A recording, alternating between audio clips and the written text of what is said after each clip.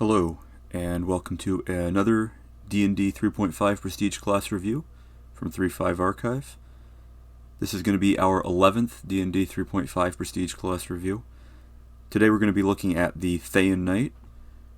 This is going to be another one of my impromptu reviews that I'm testing out. I'm not going to be using a script.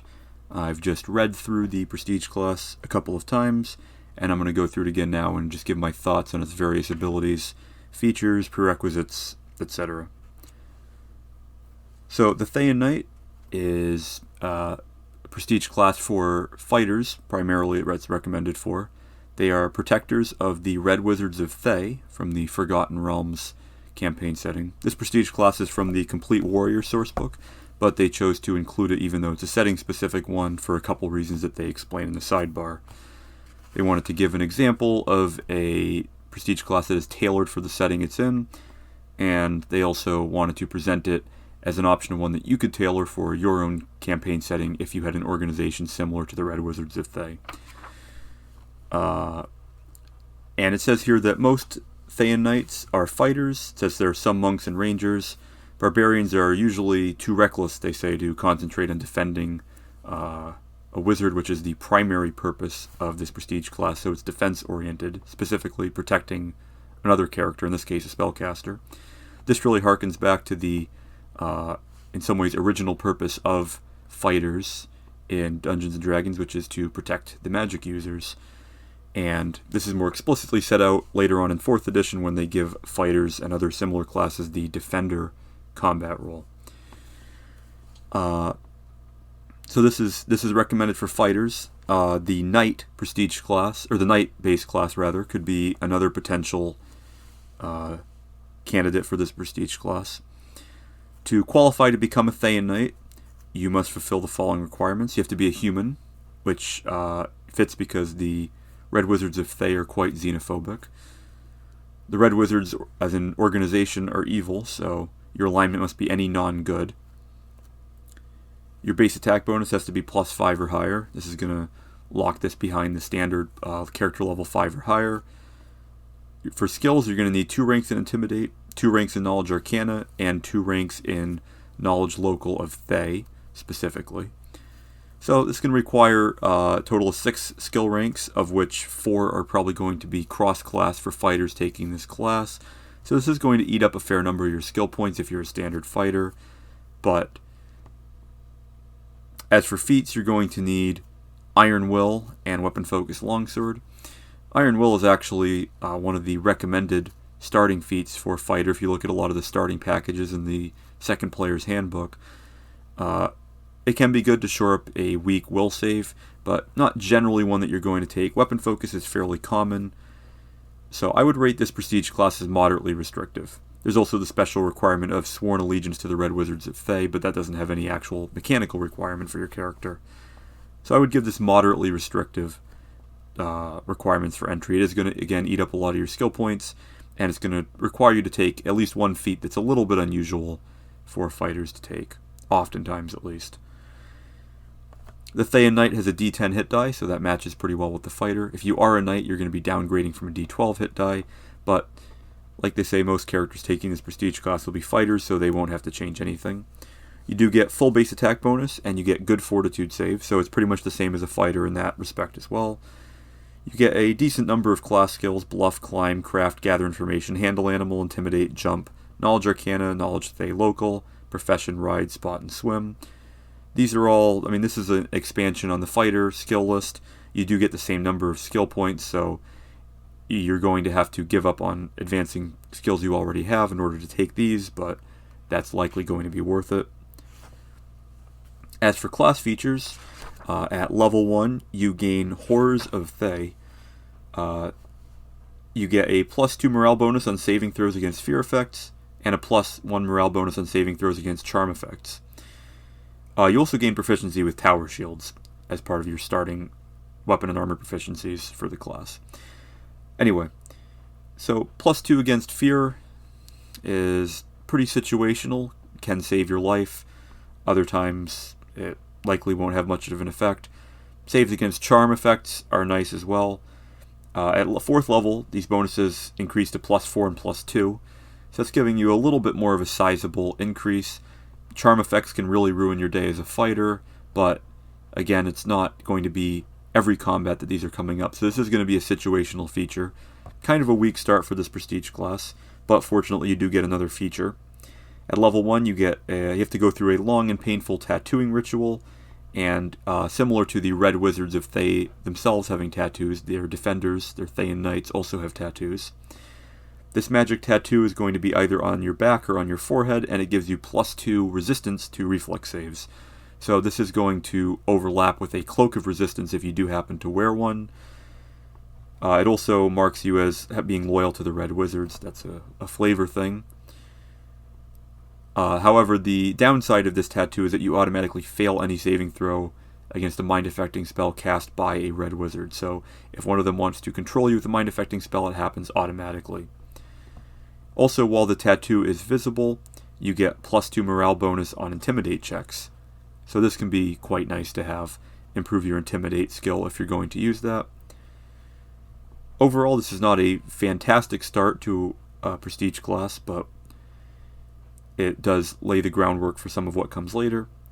At level 2, you gain a +2 morale bonus on attacks and damage against any creature that attacks you or that you have previously seen attack a Red Wizard. So this is a pretty nice feature.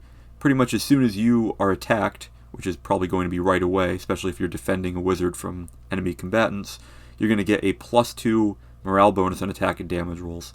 So you can almost consider this a flat +2 on attacks and damage that's going to kick in after the first round of combat. This is a pretty solid ability if you convert this all the way into power attack. With a two-handed weapon, you're going to be doing +6 damage per attack. That's going to be pretty nice. Certainly nothing to sneeze at. This is, so far, the Prestige class's strongest feature. At level 3, the Thayan Knight can choose any feat from the fighter bonus feat list. You get it as a bonus feat. The only exception is weapon specialization. Since you're 3rd level, they figured you do not count as a 4th level fighter, so you can't get weapon specialization. You likely have it already, but if you don't, you can't take it here. Bit of an interesting feature. It is a bonus feat. Bonus feats are never really a bad choice, but this doesn't do anything particularly unique for you. At level 4, you gain the Final Stand ability. Once a day is a standard action. You can inspire your troops. Allies within 10 feet of you get 2d10 temporary hit points, and it affects a number of creatures and lasts a number of rounds equal to your class level plus your charisma modifier. So the 10 feet is really what's limiting this ability here. Your allies are going to have to be pretty close to you. If this was a 30-foot radius, it would still be limited by your class level, which is only going to be 5, and your charisma modifier, which is not likely to be more than +1. So it's not going to give out a huge number of temporary hit points. It is still a pretty strong ability, but that 10 feet limitation really cuts down on how powerful it could have been. Lastly, at 5th level, you get a large tattoo across your face. This is the Zulkir's Champion ability. This tattoo signifies your devotion to the protection of the Red Wizards, and it lets you once a day add a +2 luck bonus on a single saving throw. You can add this bonus after the die is rolled and after other modifiers have been applied, which is unusual for a lot of these sorts of abilities, once per day abilities. A lot of them require you to declare your use before rolling rather than after. And while the tattoo is visible, you gain a +4 morale bonus on Intimidate checks as an extraordinary ability. Note that this is going to overlap with, not stack, with Zulkir's favor, so you're only going to get +4 overall.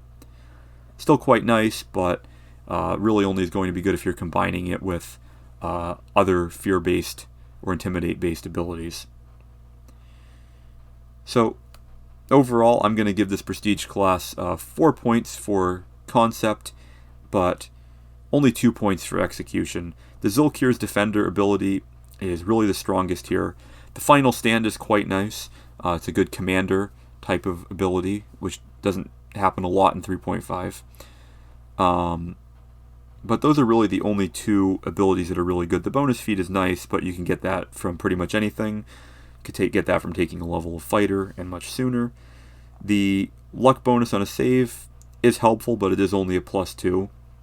Bonus on saving throw against fear effects can be life-saving, but again, it's very situational. Same with the charm effects. The reflex saves, again, is nice, but it's something that could be replaced by a feat. So overall, the Zulkir's Defender is what you're going to probably be taking this for, and maybe the final stand if you can stand to go 2 more levels in it. Personally, I would not take the 5th level of this prestige class, other than for flavor reasons or because it's simply what I want for the character. I would take either 2 or 4 levels of this prestige class. Likely would not take it in the first place, but the Zulkir's Defender ability is nice, and if you are actually playing this type of character, either in the Forgotten Realms as a Thayan Knight or in whatever equivalent is in the setting that you're playing in, if I wasn't doing that, I probably would skip this prestige class, but the Zulkir's Defender feature is nice, and the Final Stand feature, despite its limited range, is quite nice as well. The example character they give here, the art is a little bit strange, the way the tower shield is being held and this rather strange grip on the sword. You can see the Thayan wizard commanding this Thayan Knight into battle. This is a character with 5 levels of fighter and 5 levels of Thayan Knight, wearing full plate armor, and really not a whole lot of particular choice here, as the features for this prestige class are pretty linear. There's not really any choice here. For feats, you're going to have this pretty standard cleave, dodge, improved critical, power attack, and that sort of thing. So this is a fairly standard fighter that's chosen to take this prestige class. It would be interesting to see this with a knight character who can essentially challenge and force opponents to attack them. Might also be useful with the goad feat that would force opponents to attack the Thayan Knight instead of other targets. A lot of feats like that as features for this prestige class, something that would force attacks to be drawn to the Thayan Knight, would have made it a lot better in my opinion. That probably would have boosted it to 4 stars for execution, as it really would have helped protect the wizard that the knight is supposed to be protecting. If you're not in a long, narrow corridor, odds are the enemies can just go around you and attack your wizard friend, although said wizard likely has ways of dealing with that sort of thing already. So overall, this is a good prestige class for flavor reasons, perhaps. Less so in the execution.